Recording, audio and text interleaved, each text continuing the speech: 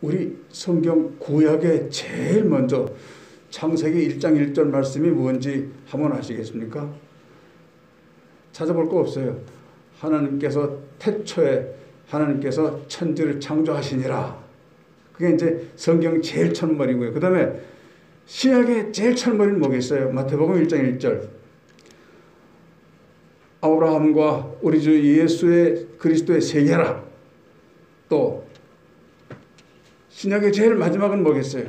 요한계시록 22장 16절이죠. 은혜가 있어라. 근데 오늘 이제 구약의 마지막 말씀을 제가 골랐어요. 구약의 마지막 선지자는 누구죠? 말라기죠. 말라기라는 말은 그 사람 이름이기도 한데 뜻은 하나님의 사자다 그런 뜻입니다.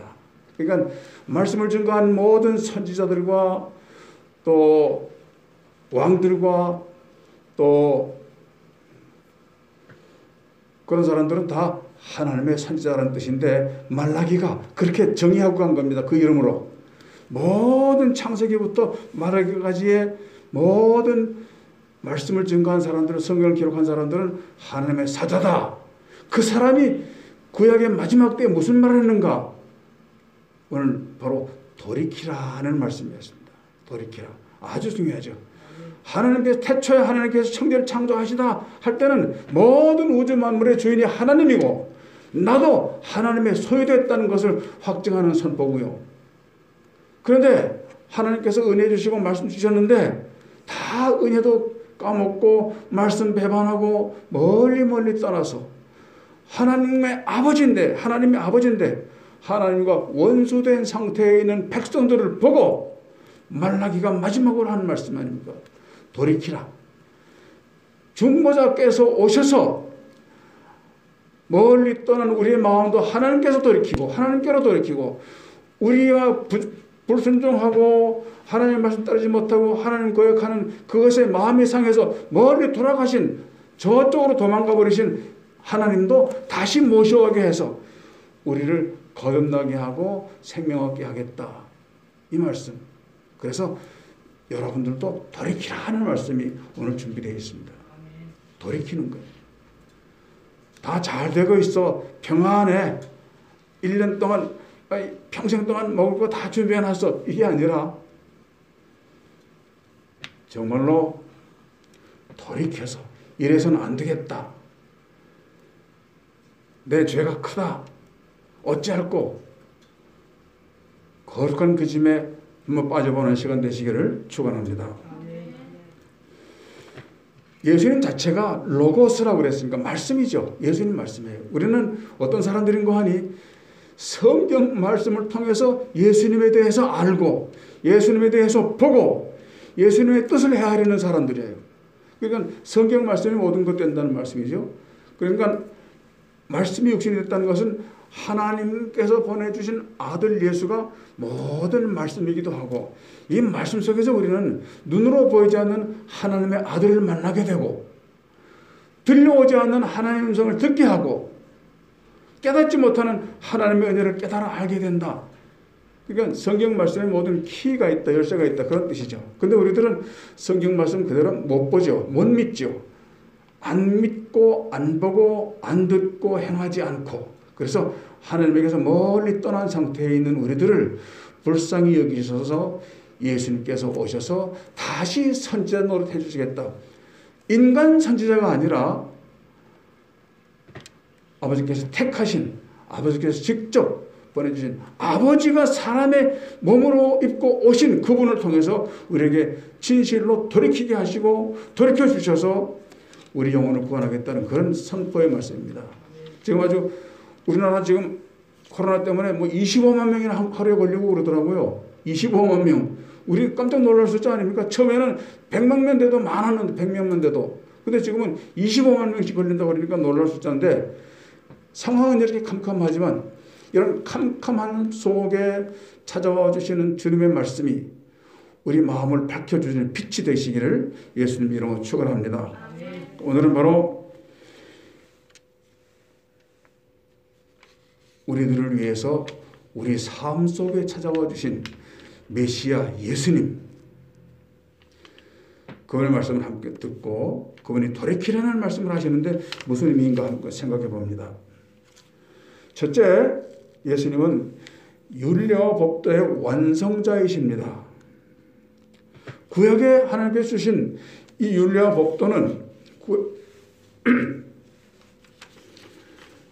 계명과 율법들은 아주 중요한 것입니다. 이 율례와 규례와 법도와 계명들은 하나님께서 우리에게 주셔서 그 안에서 생명을 얻고 그 안에서 하나님을 다시 회복하고 그 안에서 하나님께서 원하시는 바른 길 가도록 주신 생명길과 같은 것입니다. 선지자들을 보내주셔서 시와 때를 따라 선지자들을 보내주셔서 백성들이 지키든 안 지키든 듣든 안 듣든 상관없이 백성들을 향해서 외치라고 명령받고 이 땅에 왔습니다. 엘리야, 엘리사, 이사야 다 그런 사람들이죠. 오늘은 마지막 선지자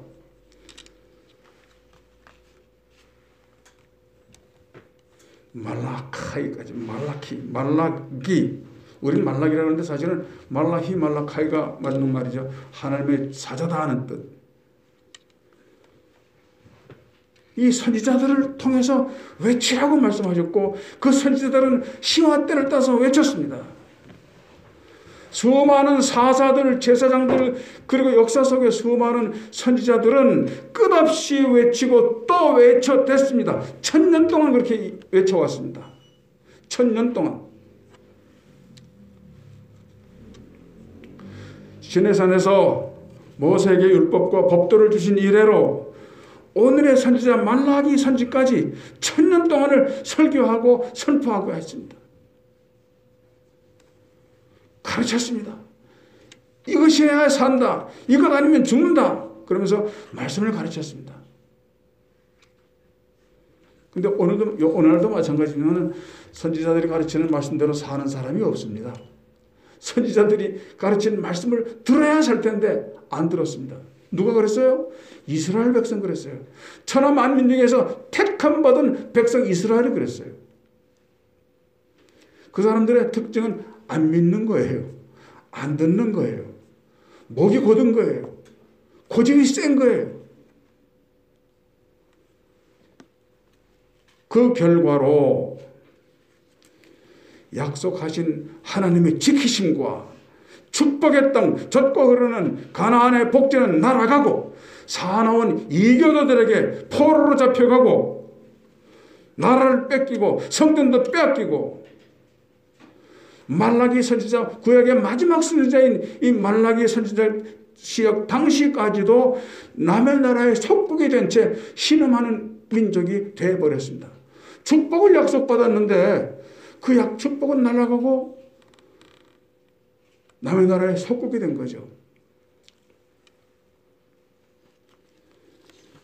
이제 다시 이스라엘 백성들은 회복돼야 된다는 그런 간절한 마음으로 사도 말라기가 선지자 말라기가 설교했고 오늘 우리에게도 그 소리가 들려오는 겁니다. 이제 다시 하나님의 사랑과 축복을 회복하려면 그런 의지라도 있다면 돌이키라. 요한계시록 에베소 교회도 똑같은 말을 했죠. 처음 사랑을 잊어버렸다 그랬습니다. 이스라엘 백성들이 가장 중요한 걸 잊어버리는데 그것이 하나님께서 처음 택하시고 처음 축복하시던 그 처음 사랑을 버렸다는 것입니다. 그래서 그걸 회복하라고 말씀하십니다. 마지막까지 포기하지 않고 말라기 선지자까지 동원하셔서 말씀하고 계십니다.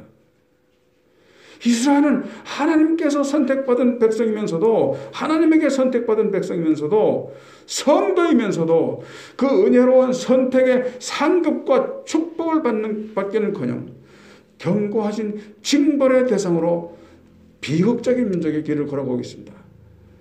인류 역사상 가장 저주받고 사는 것이 이스라엘 사람들입니다. 지금도 똑같습니다. 역설적이죠. 이걸 이야기를 돌이켜보면 우리가 그렇다는 거죠. 하나님께 축복받기로 선택되었는데 실상은 가장 비참한 상태에 있는 것이 아닌가 우리가 생각해 보자는 것이죠. 왜 비참해졌는가? 왜 캄캄해졌는가? 왜 축복받았다는 그 이스라엘 백성들이 나치에게 600만 명이나 한꺼번에 살육당할 수밖에 없습니다. 그런 미국은 없었어요. 앞으로도 없을 거예요. 600만 명입니다.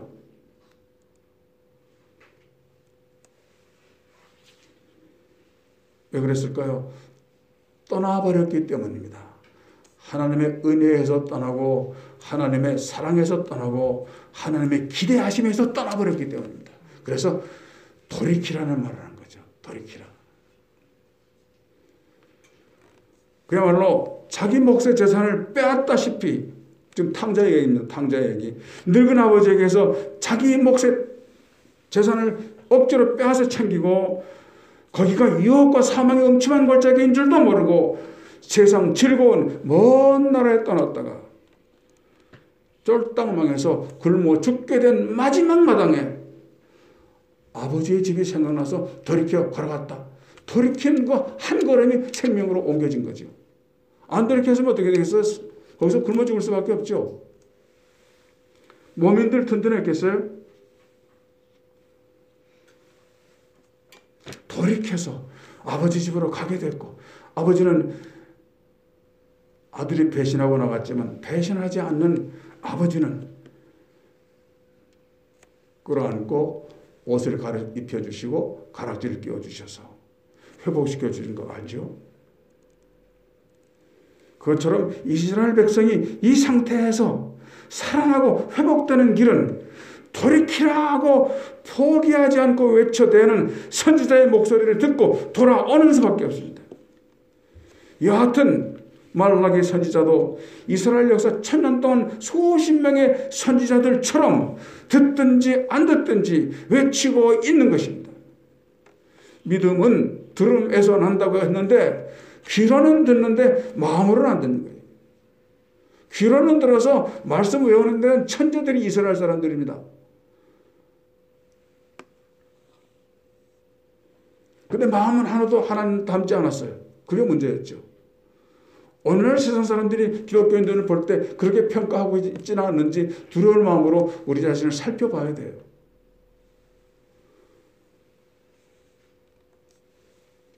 수없는 말씀을 평생 동안 들으면서도 말씀화 안 됐고, 예수님 좀 닮아보라고 성경 말씀을 가르쳤는데도 예수님 닮지 않고, 사특하긴 여전히 사특하고, 욕심은 절대로 버리지 않고, 고집은 절대로 깨지 않고, 그 거듭먹은 절대로 부드럽게 하지 않는 것이 오늘날 기독교인 아닌가. 이스라엘 사람과 똑같다는 것이죠.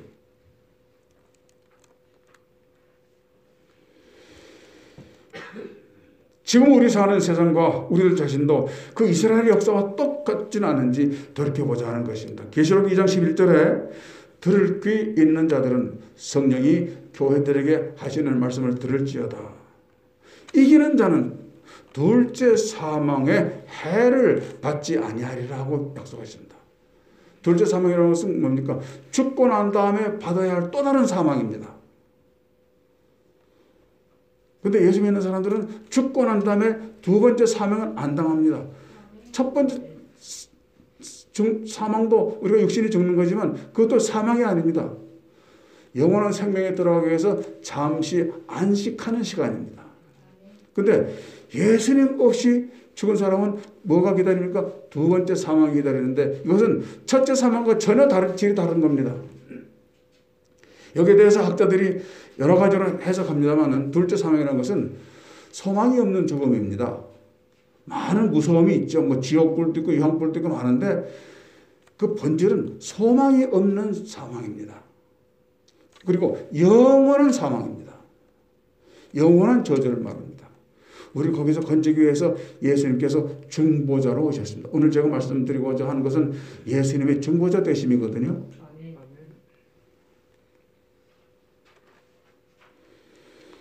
우리 다 이스라엘 사람과 똑같아요. 다 죄인이에요. 다 모자라요. 다 천국 백성 자격 하나도 없어요. 입으로는 주여 주여 하는데 마음으로는 주여 주여가 안 돼요. 그래서 천국 갈 수 없는데, 다만 예수님이 우리를 안 넣고 계신 거. 우리는 놨는데 예수님은 안 오신 거예요. 그래서 그 예수님 때문에 우리는 소망이 있는 죽음을 죽을 수 있는 사람들입니다.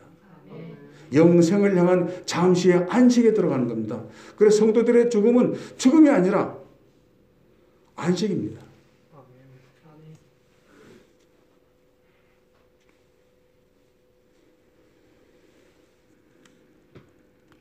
성경 말씀이나 설교나 잘 듣고 잘 기억하고 하나하나 잘 수행함으로 말미암아 사람이 바뀌는 거죠. 듣기만 해서 귀만 발달하면 사람은 안 바뀌고요. 영혼도 안 바뀌고 삶도 안 바뀌고, 말씀을 듣고 기억하고 잘 행함으로 저주와 사망과 형벌의 길에서 벗어나 은혜의 길로 들어설 수 있다는 사실을 여기서 설명하고 있는 것입니다. 말씀을 듣고 말씀 배우고 말씀 순종하는 믿음을 지키는 자에게는 둘째 사망의 해와 상관없이 하나님께서 이렇게 걸러놓으신 거죠. 이렇게. 제외시킨다고 해서 지옥 갈 사람과 천국 갈 사람과 이렇게 제외시킨다는, 분리해서 제외시킨다는 겁니다.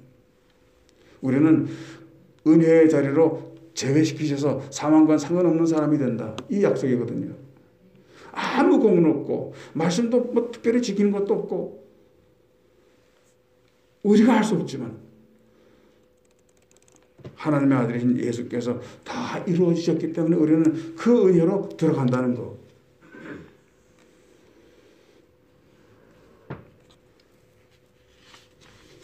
예수 아니었으면 우리도, 예수 아니었으면 우리도, 예수님이 우리를 택하지 않으셨으면 우리도, 예수님께서 택하셔서 교회에 보내주시지 않았으면 우리도 극도로 처참한 죽음으로 죽어서 둘째 사망의 두려움에 떨 수밖에 없는 존재가 됐을 텐데, 우리를 선택하시고 붙잡으셔서 우리는 거기서 상관없이 막아주신 것입니다.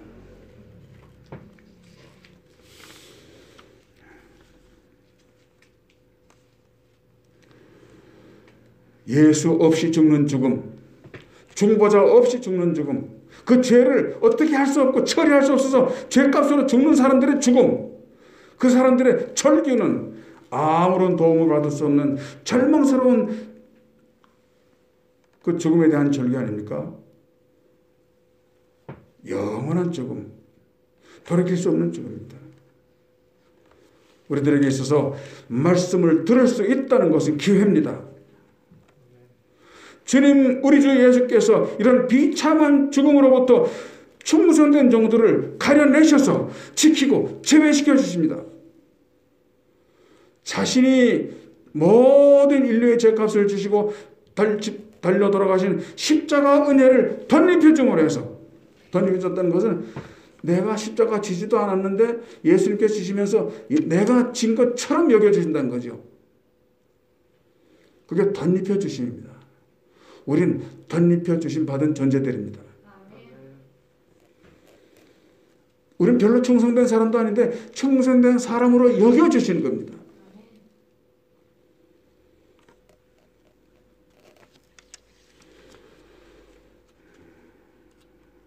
아무도 우리 가운데 윤리와 법도를 완벽하게 지킬 수 없습니다. 그래서 우리는 윤리와 법도의 완성자이신 예수님을 믿고 의지하고 따르는 것이 다입니다.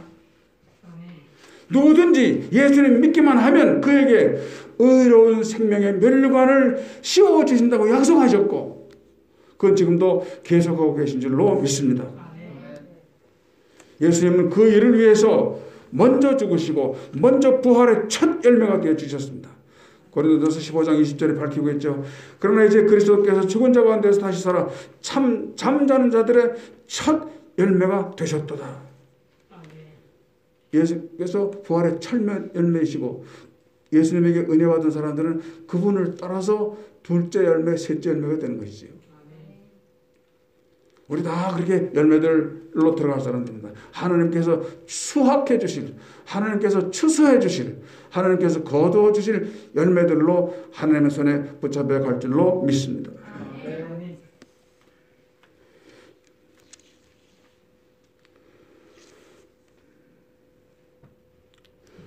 다만 율법을 제대로 지키지 못하고 들을 귀도 없어서 제대로 듣지 못한 저희들을 은혜와 사랑과 불쌍히 여기심 그것으로서 우리를 건져주시고 붙잡아 주셨다는 사실. 그래서 우리는 절망 대신에 찬송과 감사를 드리게 되는 것이죠. 그 신 일을 이루신 하나님께, 그 신 일을 이루신 하나님께, 이 찬송가 그래서 부르는 거죠.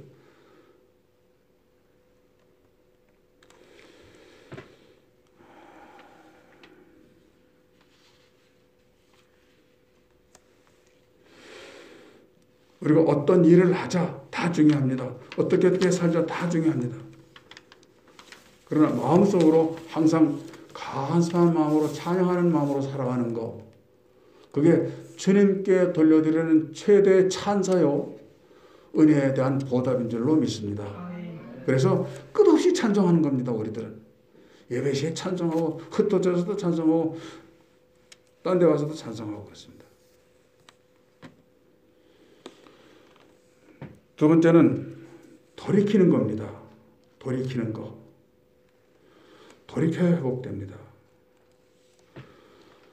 구원의 은혜를 완성시키시려고 최후의 선지자인 예수님을 우리에게 보내주신 하나님을 오늘 말씀을 통해서 확인했죠. 그 한없으신 은혜와 사랑으로 우리들을 아버지의 집으로 인도하시고 회복시키셔서 구원을 완성해 주시는 예수님을 확인했습니다. 이제 남은 것은 나 자신이 돌이키는 겁니다. 돌이키는 거. 변화되어야 된다는 소리입니다. 달라져야 된다는 소리입니다. 늘 그래 온다고 했지만 아직도 그게 안 이루어졌다는 거죠. 돌아서자, 변화하자, 달라져야 된다. 이제까지는 천국 생활에 전혀 어울리지 못하는 사람이었습니다. 자격이 없는 사람이었습니다. 형태상. 본질은 그렇게 됐더라도 예수님의 은혜로 우리가 이미 구원받아서 천국 백성이 됐지만 형태상 우리는 아직도 껍데기는 안 된 거예요. 근데 껍데기를 보잖아요. 세상 사람들이. 다 그리스도의 증인으로 살아야 되는 우리이기 때문에 껍데기도 중요해요. 근데 그게 안 된 거예요. 변화된 게 없어요. 달라진 게 없어요. 그래서 여전히 본질은 천국 백성인데 여전히 천국 백성 아니고 천국 백성으로서 어울리지 않는 사람으로 남아있는 것, 그것을 안타깝게 해서 우리는 거룩한 근심에 빠져야 돼요. 거룩한 근심이 뭡니까? 아, 내가 이렇게 살아서 되겠어? 내가 많이 부족하네. 기도가 부족하네. 은혜가 부족하네. 봉사도 섬김도 없네. 증인으로서의 빛도 따르지 못하네. 이걸 어떡하지? 이게 근심이 되어야 돼요.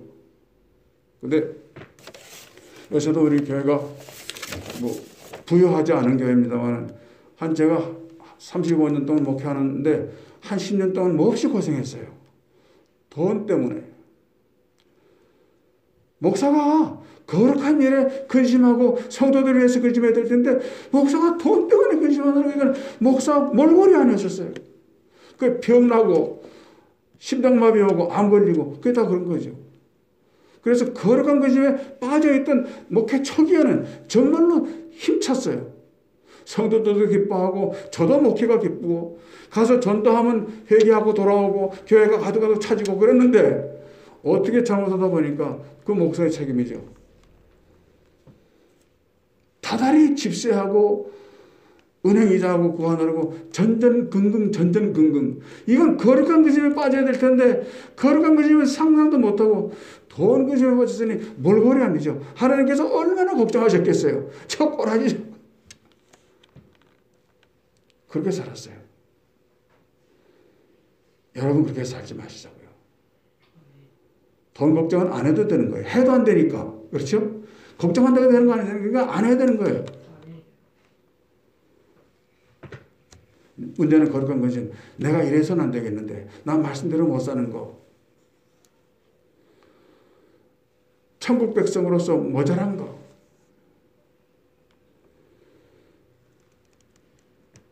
돌이켜야 된다는 거죠. 나와 내 집이 구원받기 위해서 돌이키는 것이 아니라 날 대신해서 죽으시고 날 위해서 영생을 완전시키신 우리 주님 예수의 영광을 위해서 돌이키자고 권고하는 것입니다. 믿음이 부족하면 더 기도하고 더 노력하고 마음속에 사악함과 게으름이 아직도 남아있으면 그야말로 성령님께 기도하고 부탁해서 새로운 피조물, 착하고 충성된 종 되기 위해서 노력해야 됩니다. 그게 목적이어야 합니다.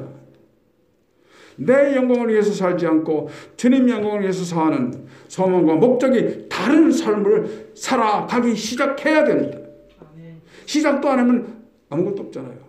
시작해야 됩니다. 주님을 위해서 소극적이었던 나를 주님을 위해서 적극적인 신자로 사는 것이 마땅한 것입니다. 복음 전파와 이웃에게 선을 행하는데 무관심하고 인색했구나. 그걸 깨달으면 돌이켜 복음의 여건으로 이웃을 내 마음처럼 아끼고 사랑하는 사람으로 돌이켜 달라져 보는 것입니다. 바로 그것이 주님께서 원하시는 돌이킴입니다. 장성한 분량의 신앙인 열매가 주렁주렁 맺고 익어서 향취가 있는 신앙이라면 나를 위해서 돌아가신 예수님을 영광스럽게 해드리는 것입니다. 이제까지처럼이나 지금처럼으로는 안 되겠다는 각성, 거기서부터 새 출발하자는 것입니다. 정권이 바뀌고 나라가 바뀐다고 꼭 잘 되는 것은 아닙니다. 내가 바뀌어야 되는 것입니다. 하나님 자녀는 내가 돌이켜 달라지는 것이 필요합니다. 우리 서로 돌이켜서 달라진 모습으로 만나줄 수 있기를 축원합니다. 오래 입어서 낡고 냄새나는 옷 갈아입듯이 신령한 사람들로 거듭나기를 예수님의 이름으로 축원합니다. 마지막 세 번째요. 수시로 기도하는 습관을 가져야 됩니다. 수시로입니다. 수시로. 에베소 6장 18절 말씀 소개하면 모든 기도와 간구로 하되 무시로 성령 안에서 기도하고 이를 위하여 깨어 구하기를 항상 힘쓰며 여러 성도들을 위해서 구하고 또 나를 위해서 기도해달라. 사도 바울이 그렇게 말했거든요. 이게 뭐예요? 강조법인데요. 강조법. 주제 하나 딱 놓고 계속 반복하는 거 강조법이에요. 얼마나 중요하면 강조법을 썼겠어요. 사도 바울이. 기도하기 위해서 기도하고 기도 쉬는 죄를 범치 않기 위해서 기도하고 너와 나와 그를 위해서 기도하기. 기도밖에는 우리가 할 수 있는 게 없다. 그러니까 하나님과 우리는 전화선이 없잖아요. 전화선. 기도가 전화선이에요. 기도가. 핸드폰 가지고는 사람끼리만 정하지만 우리 기도로 하나님과 교통하잖아요. 그걸 안 하고 있다 우리가. 그걸 다 하자. 해보자.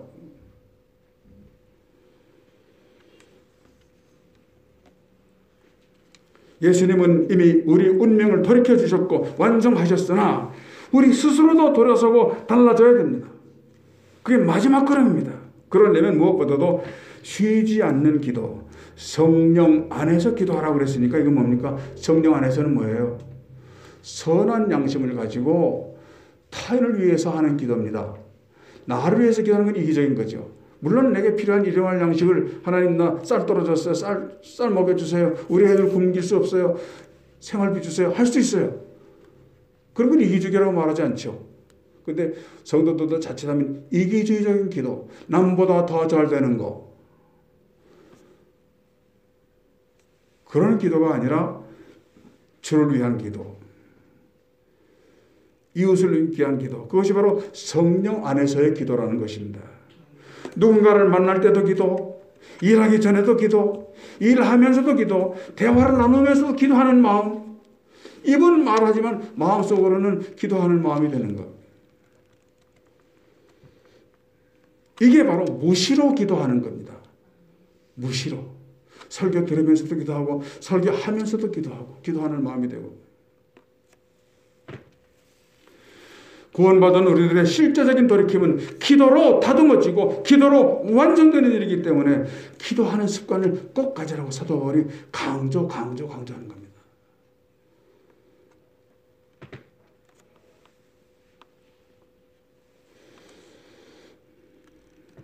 오늘 결론 말씀입니다. 구약의 마지막 말씀, 말라기서의 4장 6절 마지막 말씀 아닙니까? 창세기 말씀 첫 번째 말씀 뭐라고요?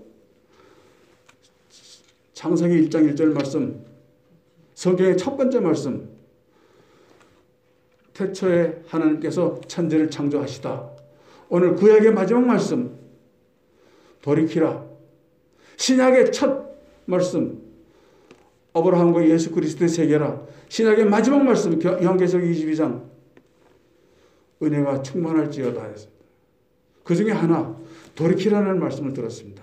구약의 마지막 말씀, 이스라엘이 돌이켜야 되듯이 예수 그리스도로 은혜 받고 영생 받고 형벌과 죽음에서 제외된 천국으로 들어갈 우리들도 바뀌라, 돌이키라.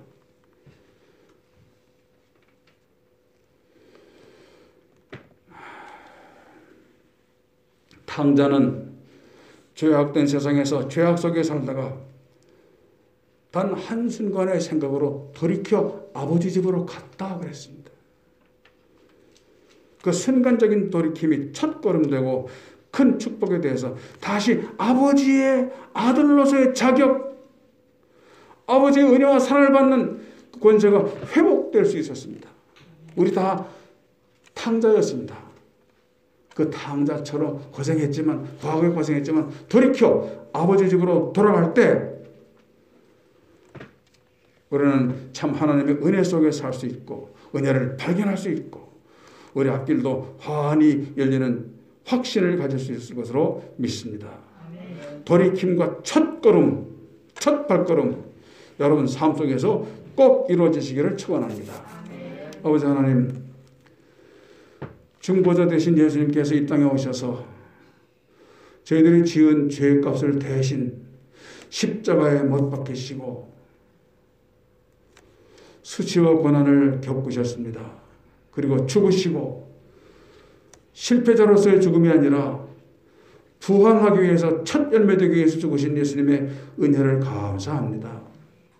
아무쪼록 저희 마음속에 성령님께서 역사하셔서 뒤집어지게 하시고 돌이키게 하시고 변화되게 하시옵소서. 천국 백성의 향취가 나도록 이웃에게 증거되게 도와주시옵소서. 암담한 교회들의 미래가 두렵습니다. 저희들을 귀한 교회 부흥의 도구로 사용해 주시옵소서. 예수 그리스도의 이름으로 감사하며 기도하옵나이다.